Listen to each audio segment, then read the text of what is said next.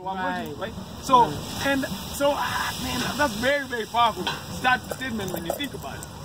And the reason why I think it's so powerful is because the times have changed now that we are making immoral choices and still feeling good about ourselves. Because it's the law. We have integrated. Okay, Yeah. we wanted to integrate. Okay, all right, that's fine. We integrated. All right, we integrated. Okay. Now, the same issues we would have opposed had we not integrated. Now we are participating, right, in those acts. The acts like maybe Dr. King opposed. He said, oh no, I don't want to do something that is going to injure other people, right? So, but I've come to the conclusion that just by living in the US, I'm myself becoming accomplice to the crime. Complicit. Because if I'm using gas and the Arabs have to be killed so that you know, they have to take wars in different places for us to get oil there for cheap so that I can pay $2.50 for oil, for gas. In my country, gas is $10 a gallon.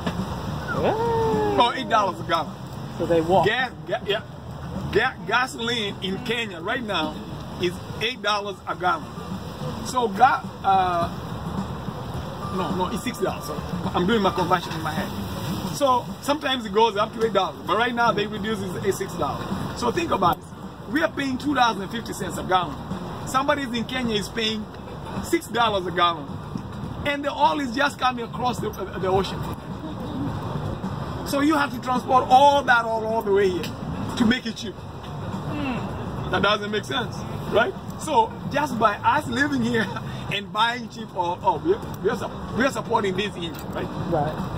So that's just a thought to think about. So that if we start thinking about those along those lines, we start realizing that although we are integrated in this country, there are certain things we don't need to integrate in. We need to be conscious about it. So if there are things that I'm doing that are bad, I'm supporting, and there's little I can do about it because I'm not going to be able to build my own road. I don't have a jet. So if I want to come and see you guys, I don't have any other road other than the road. I don't have my own gasoline that I can make, right? So there are things I can.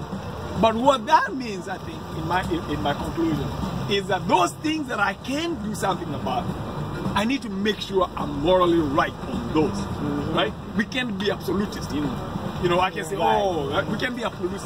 So that creates a lot of burden on my part to really calm myself through and my actions through about things that I'm doing.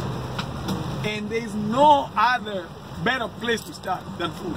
Because food, nobody's forcing me to do this kind of food. Right? That's one. Number two, if we start thinking along those lines, we realize that we are not as wealthy as maybe the country might portray us. Because we are not equal members and participants in this game called the United States. That's right. Because somebody said America is not a country and it's not a place.